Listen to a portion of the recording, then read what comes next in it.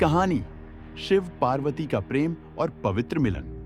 यह एक ऐतिहासिक कहानी है जिसमें महादेव शिव और देवी पार्वती के प्रेम और मिलन का वर्णन किया गया है। यह कहानी महाशक्ति के संबंध, परम प्रेम और आत्मसात करने का एक महान उदाहरण है। प्राचीन काल में हिमालय के एक कोने में पर्वतराज हिमालय की कन्या पार्वती रहती थी। वह अपनी सुंदरता, ध्यान और योग के माध्यम से शिव के प्रेम में मग्न थी। लेकिन शिव, जो एक निर्जन साधक थे, उनसे बहुत दूर थे, जीवन के प्रति एकदम निस्वार्थ और सभी चीजों के प्रति उदासीन थे। पार्वती देवी अत्यंत सुंदर, दयालु और परम शुद्ध हृदय की स्वामिनी थी। वह शिव के प्रति गहरी प्रेम भावना रखती थी, लेकिन शिव उन्हें कभी दिखाई नहीं देते थे। एक दिन उन्होंने सोचा, अगर मैं शिव के पास जाकर उनका सान्निध्य प्राप्त करूं तो क्या होगा।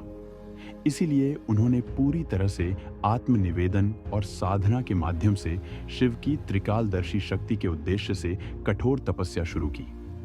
पार्वती की कठोर साधना देखकर शिव ने सोचा, इस महासाधिका का उद्देश्य क्या है।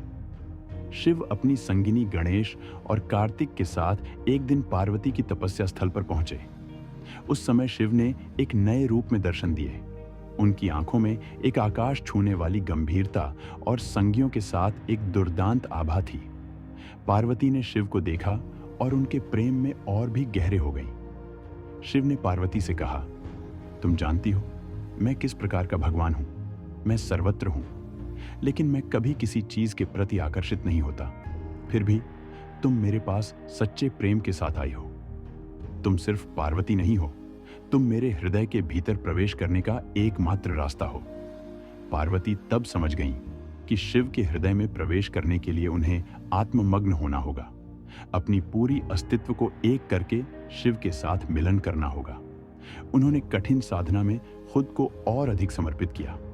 शिव ने महसूस किया कि पार्वती के आशीर्वाद से वह इस पृथ्वी पर प्रेम का असली रूप देखेंगे।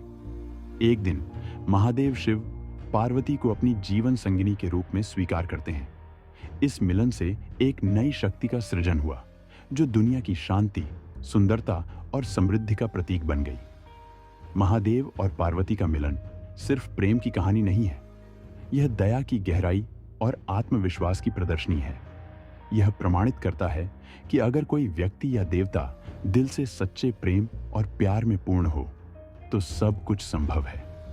पार्वती और शिव के संबंध से हम यह सीख सकते हैं कि प्रेम कभी भी असीम और एक हो सकता है, और पूरे ब्रह्मांड में समाधान लाने का एकमात्र रास्ता प्रेम और योग में निहित है।